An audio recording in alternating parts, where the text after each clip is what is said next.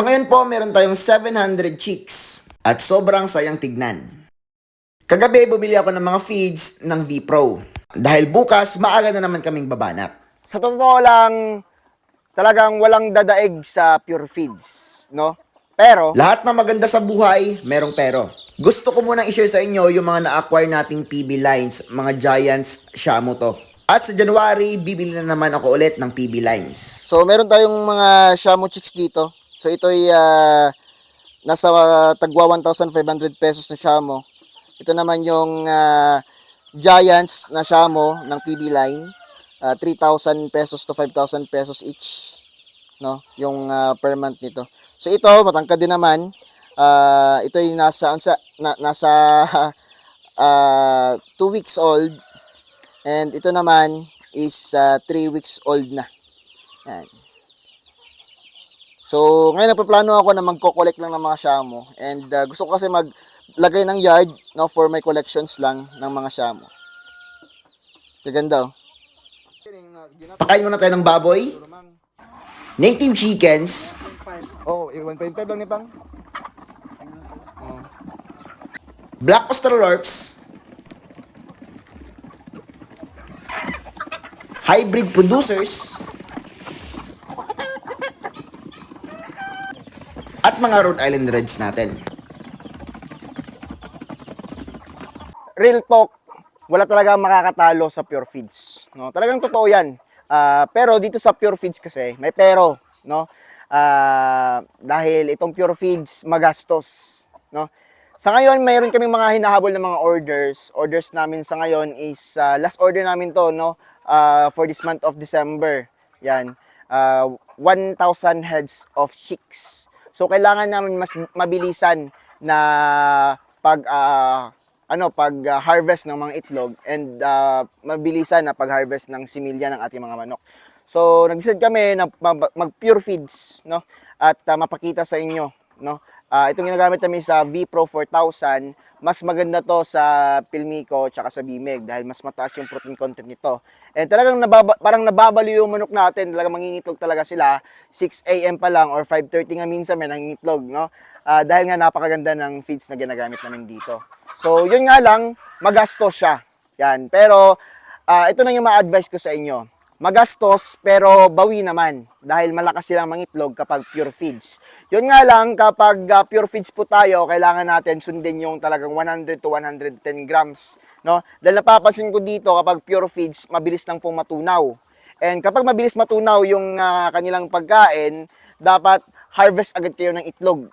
No? Kasi napapansin ko minsan kapag hindi nyo sinunod yung 100 grams to 110 grams kapag pure feeds kayo, magugutom yung manok nyo, mangangayayat. No? Kasi nga, mabilis lang matunaw itong pure feeds. Madali na nilang mapoops, lalo na kapag tag-init, mabilis silang uminom ng tubig. So, mabilis lang ma-digest yung pagkain nila and mabilis silang mag-poops. Unlike dun sa 50% commercial, 50% organic, no? Ito, 50% organic, 50% commercial. Yan. So, yung performance ng manok natin, okay naman, no? Pero mas maganda talaga yung performance ng pure feeds. Kaso nga lang, yung kinagandahan lang ng 50% organic, 50% commercial, yung kinagandahan dito is nakakatipid tayo. No? Malaking tipid, halimbawa, wala kayong order na marami. Kapag wala po kayong order na marami, yan, malakas pa rin mangitlog yung manok natin. No? Yung nakakatulong dun sa crack corn, tsaka hammered corn, yan, mas siya, hindi siya masyadong mabilis matunaw. Kasi nga, kita nyo naman yung crack corn, solid na solid po. Yan, tsaka yung hammered, nakakatulong din, kailangan ng hammered. Parang kasi siya, pampalasa talaga. No, kasi yung crack corn parang walang lasa sa manok natin, pero yung hammered merong lasa yon. Kaya meron tayong gumagamit ng hammered, no, sa 50% commercial feeds natin, no. 50% na or bimig or Pilmico or Beef 4000, depende sa inyo kung ano yung gagamitin nyo. 25% ng hammered corn and 25% ng crack corn. Tapos minimixan na namin ng King's Vita Plus every 50 kilos of feeds. Yan. So, kapag yun yung ginagamit namin, siguro yung kayang itlogin ng ating mga alagang manok, no? Nasa mga 60% yung kanilang pag-iitlog, no? Pero kahit hindi natin sundin yung 100 grams to 110 grams, okay lang. Yan. Pero hindi po sila madaling matunawan, no? Hindi po sila madaling magutom. Yan, yun po yung sagot doon. Pero yung performance nila, medyo lesser po. Kaya halimbawa, kung hindi marami yung order nyo, advice ko sa inyo, gumamit kayo ng organic, no? 50% commercial, 50% organic plus King's Vita Plus. Yan. Pero kapag humahabol po kayo sa order katulad natin sa ngayon, humahabol tayo sa order, imbis na bibili tayo ng mga itlog sa ibang breeders, alam natin yung quality ng mga manok natin, quality ng similya nila, kaya hindi pa ako bumibili ng fertiled eggs. Yan. So, yung ginagawa ko lang ngayon, no, paganda ng similya sa feeds, pure feeds. Yan. Kaya sa ngayon, yung pangitlog ng manok natin, 80% to 90%, no? Or minsan bumababa 70 to 75%, no? Kasi minsan itong mga manok din po natin, hindi naman lahat nangingitlog 'yan, no? Pero mami-maintain nila everyday, madami kapag pure feeds. Yan, no? So, yun lang sanay alam nyo yung pinagkaibahan ng pure feeds sa may mix na organic. Yan. So, 3 weeks pa lang naman ako gumagamit nito and yun yung na-experience ko, no? Maganda naman talaga and syempre may inahabol tayo. Pag gusto ko, wala na akong inahabol na order, back to organic naman ako, no? At least kahit 60 to 70% lang sa pangingitlog, no? Goods na. Yan. So, yung sinasabi ko po na na 110 to 100 grams to 110 grams, no? Sa isang araw na po 'yan, no? Kabuuan na po 'yan sa isang manok. Yan. So, halimbawa, gusto niyo pang mas makatipid pa, dagdag na kayo sa vitamins. Kung halimbawa, sundin niyo yung 80 grams every head ng manok or 50 grams ng head of per head ng manok. Yan.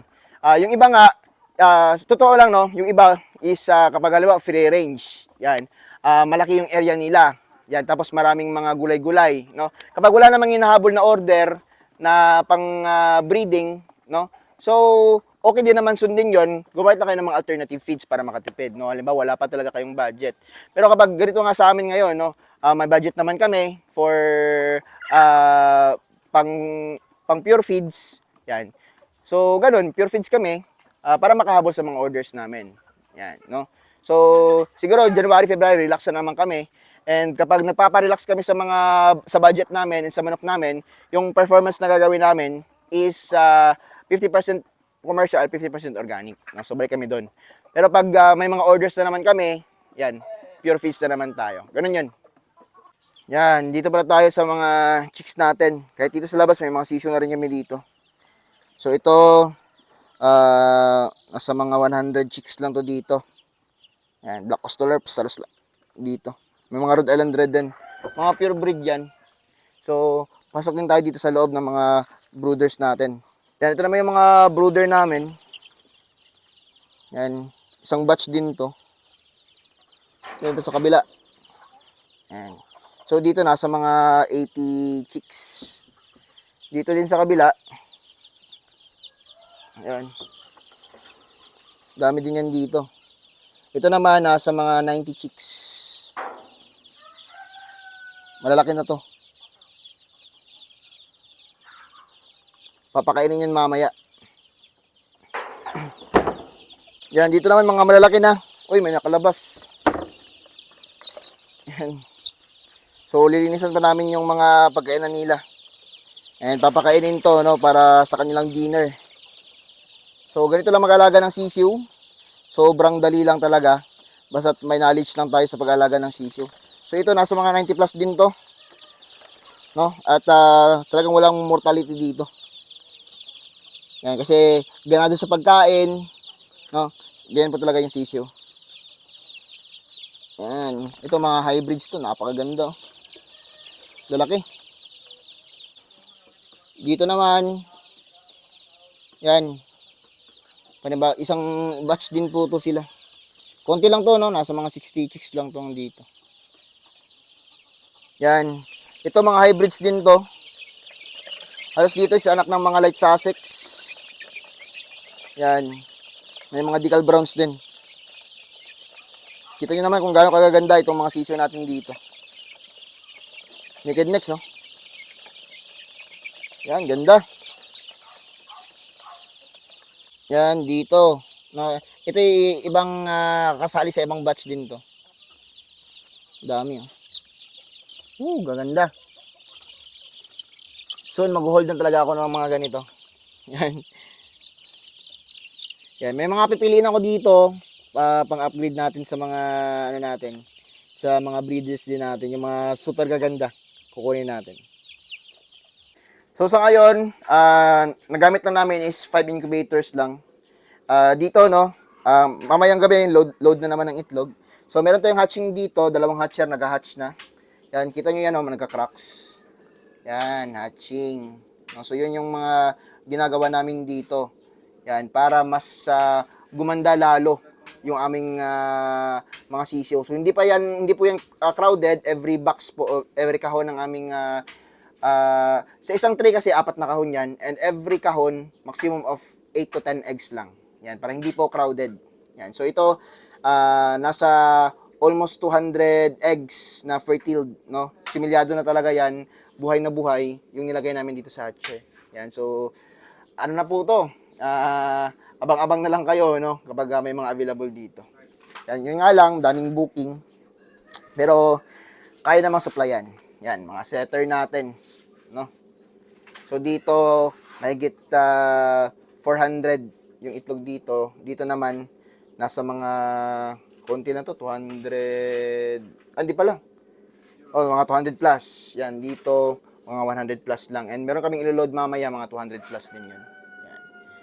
No? So, ganoon lang yung ginagawa namin, simple lang. Pero goods na goods.